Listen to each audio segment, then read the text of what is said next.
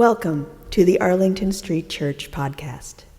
Founded in 1729, Arlington Street continues today as a gathering place for progressive people of faith in the greater Boston area and beyond.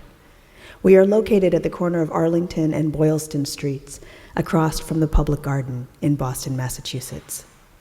Please visit ascboston.org for more information about this historic Unitarian Universalist congregation. Arlington Street Church, gathered in love and service for justice and peace. We say that these times are difficult, and we're right. But they are not more difficult than 10,000 other times in history. My benchmarks for perspective include Nazi Germany, the Jim Crow South, and South African apartheid. To be a student of history is to be inspired over and over by the courage and resiliency of people. Mahatma Gandhi said, "When I despair, I remember that all through history, the ways of truth and love have always won. There have been tyrants and murderers, and for a time they can seem invincible, but in the end, they always fall." Think of it, always. They fall. Take heart. American political scientist and Harvard professor Dr. Erica Chenoweth studies terrorism, civil war, and revolution. She used to accept the strategic logic of violent armed force for achieving major social and political change. But then, she was exposed to the principles and history of nonviolent resistance, and she got curious. It turned out that the question of which tactic was more effective, violence or nonviolence, had never been systematically studied. Dr. Chenoweth and a colleague, Dr. Maria J. Stephan, began a 2-year research project to find out. They collected data on all violent and nonviolent campaigns from 1900 to 2006 that had resulted in the overthrow of a government or in a territorial liberation. They created a data set of 323 mass actions. They analyzed nearly 160 variables related to success criteria and concluded that nonviolent civil resistance is far more effective in producing broad-based change. Despotic regimes typically rely on a noxious mixture of propaganda, patronage, apathy, political legitimacy, and a calibrated use of public and covert violence to generate a blanket of fear. However, it turns out that fear and apathy are brittle. Nonviolent resistors can hammer the first cracks in that edifice by creating low-risk ways for citizens to signal solidarity with one another and see through a regime's subterfuge. There are, says Dr. Erica Chenoweth, 4 factors in the success and the power of nonviolent resistance. First, movements need people. And nonviolent movements permit large, diverse, and sustained participation. There's a much lower barrier to being part of a movement if you don't have to buy a weapon and know how to use it. Second, movements need to elicit a shift in loyalty in security forces. Security forces are often employed as the agents of repression, and their actions determine just how violent a confrontation is going to be. There are other loyalties to win as well, the business community, for example. Dr. Chenoweth says there are lots of different pillars that support the status quo, and if they can be disrupted or coerced into non-cooperation, then that's a decisive factor. Third, movements need to do more than just stage protests. There need to be lots of variety in the methods, social media campaigns, and educational forums, for example, by which they win hearts and minds. And fourth, and perhaps hardest of all, when a movement is repressed, which is inevitable when something is calling for change, it's critical that it doesn't descend into chaos or turn to violent means. If movements are thrown into total disarray when they're met with repression, or use it as a pretext to militarize their campaign, they've essentially given the regime exactly what it wants: for the resistors to play on its playing field. And, writes Dr. Chenoweth, they're going to get totally crushed. One nonviolent strategy that does not entail protesting in the streets is a boycott or a strike. In 1955 to 1956, the Montgomery Bus Boycott, in which African American people and their allies refused to ride the public buses until they were integrated, produced a huge and lasting success. In 1986, anti-apartheid activists launched a Christmas season boycott of white-owned businesses around Johannesburg. People continued to work at white businesses, but they didn't buy their products. After several months, the white businesses were in crisis and demanded that the apartheid government do something to alleviate the economic strain. One of the conclusions of Drs. Chenoweth and Stephan was that just 3.5% of the population needs to participate in a nonviolent protest to effect lasting change. In the United States, that would be around 11.5 million people, a mere 3 times the size of the 2017 Women's March. Massive, sustained non-cooperation could change everything. And finally, their research concluded that countries in which there were nonviolent campaigns, compared to countries in which there were violent campaigns, were about 10 times likelier to transition to democracies within a 5-year period. Here's the most astonishing thing of all. It didn't matter whether at the time the nonviolent campaign succeeded or failed. The seeds had been planted. Here's a glimpse of 5 such campaigns.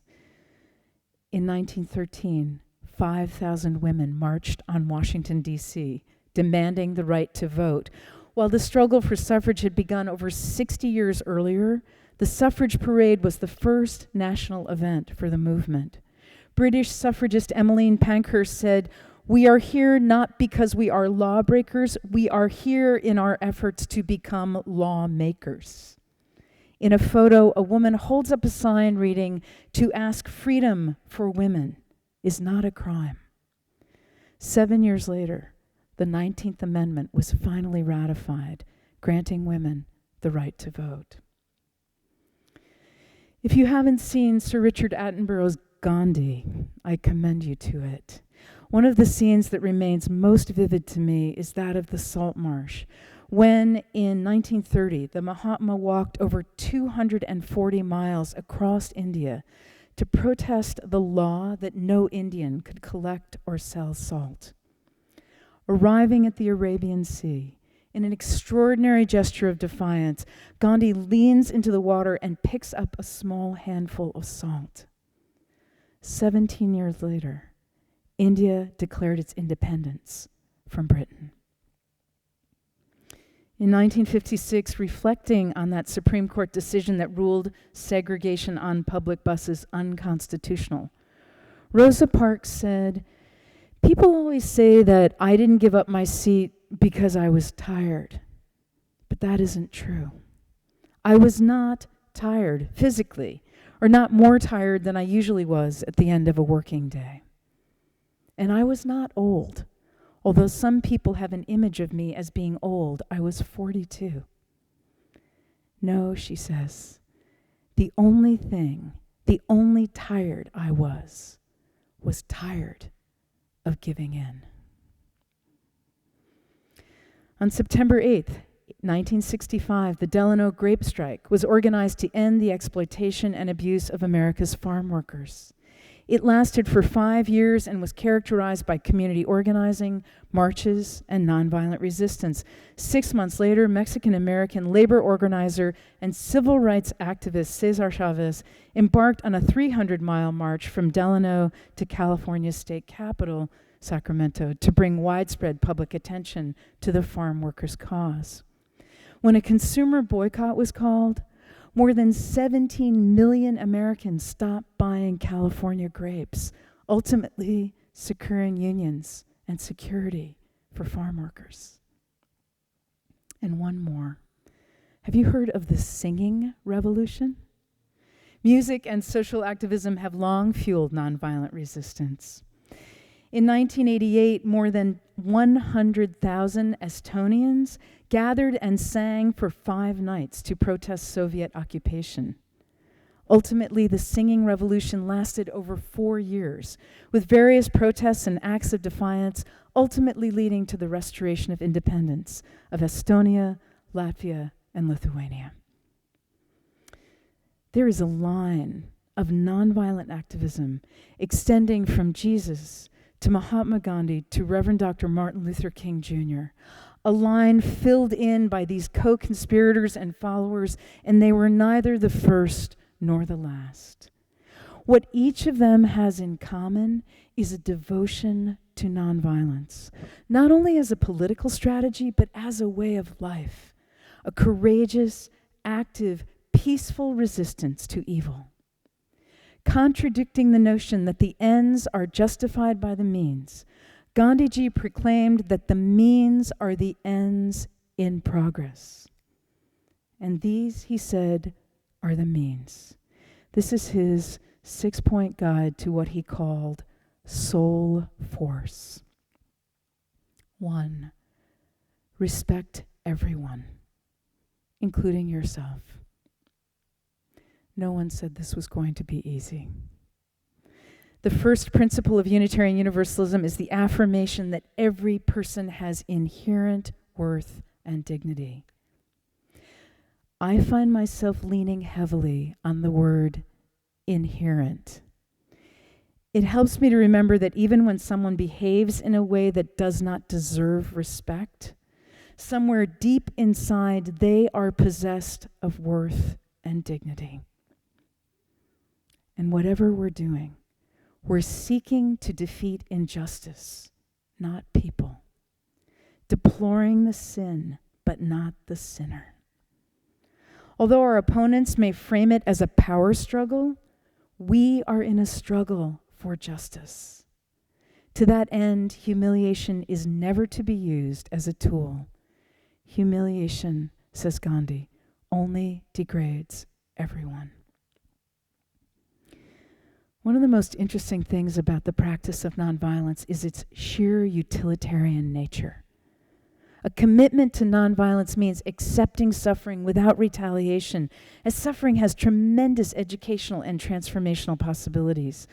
On May 3rd, 1963, Birmingham Police Chief Bull Connor unleashed attack dogs and trained fire hoses on thousands of young civil rights protesters, including children.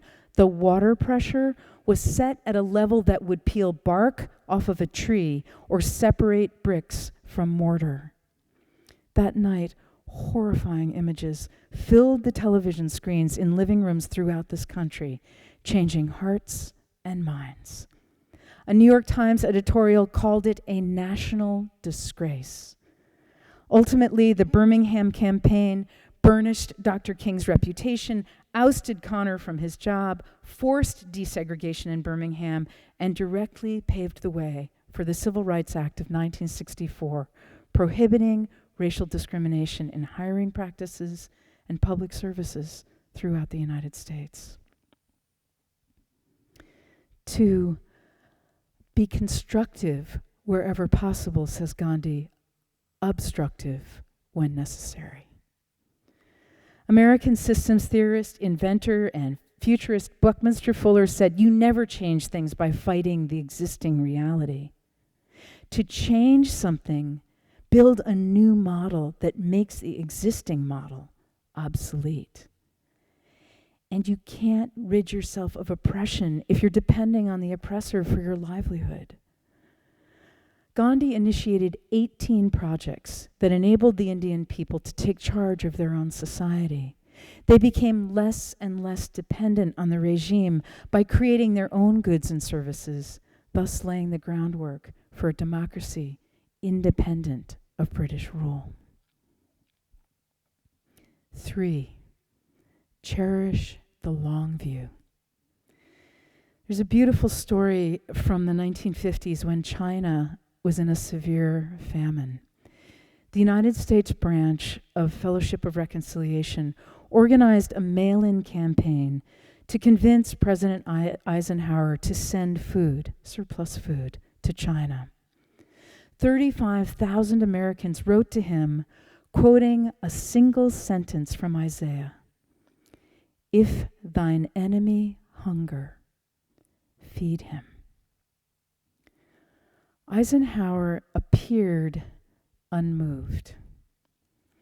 But years later, at a meeting during which the Joint Chiefs of Staff were considering a proposal to bomb targets in mainland China during the Korean War, Eisenhower announced, "Gentlemen, since 35,000 Americans want us to feed the Chinese, this is hardly the time to start bombing them."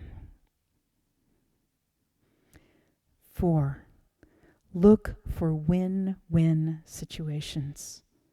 Again, says Gandhi, our goal is to build relationships and to make things better for everyone. In his book, Stride Toward Freedom, Dr. King tells the story of an attorney for the city bus company whose biggest fear was a victory for the African American community over the white community. Hearing this, Dr. King advised the bus boycott participants not to gloat or boast over the victory. Through nonviolence, he said, we avoid the temptation of taking on the psychology of victors, that dynamic of us against them. The more we demonstrate respect for others, the more likely we are to persuade them to behave respectfully. The success of nonviolence is in the relationships that are healed.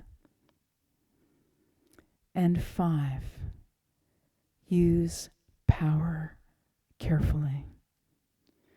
While there is a power that comes from threats, brute force, and out of the barrel of a gun, it is ultimately powerless if we refuse to comply. If the other side is not responding to our call for justice, then we must, Gandhi says, not only speak to the head, but move the heart also. Even bitter hostilities can be vanquished when the eyes of our opponents are opened. The changes, he says, brought about by persuasion are lasting. One who is persuaded stays persuaded. But someone who is coerced will just be waiting for a chance for revenge. And finally, 6, claim our legacy. When we use nonviolence, when we win or we lose, we are doing our part to change hearts, to change minds. Beloved spiritual companions, let us take to heart the hard work of living lives of nonviolence, loves of life, service, justice, peace, lives of soul force. The moral arc of the universe is long, wrote Unitarian minister and abolitionist Theodore Parker, but that moral arc bends toward justice. It bends if we bend it. Let justice roll down like waters, and righteousness like an ever-flowing stream. May we join now with our spiritual forebears and step into that mighty stream. Amen.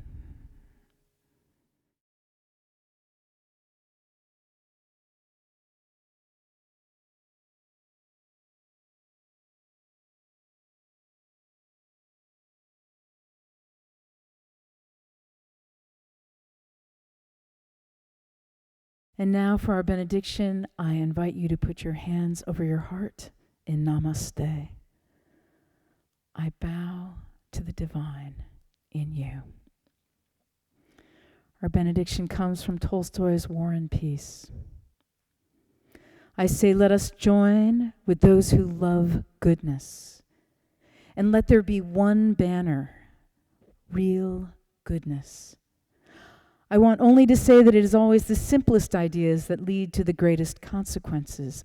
My idea in its entirety is that if people unite for evil and constitute a force, then decent people are obliged to do likewise. Just that. Long live real goodness. Let us keep this faith, beloveds, and pass it on. The service begins when the service ends. Bless your hearts. I love you. Amen.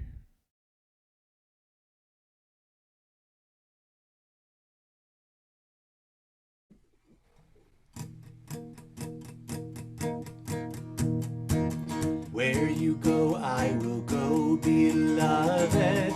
Where you go, I will go.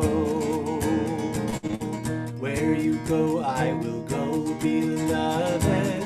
Where you go, I will go. For your people are my people.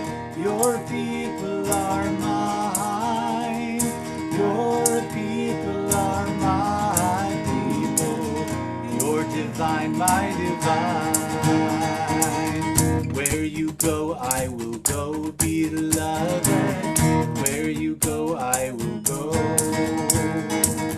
Where you go, I will go, beloved. Where you go, I will go. For your people are my people. Your people are mine. Your people are my people. Your divine, my divine.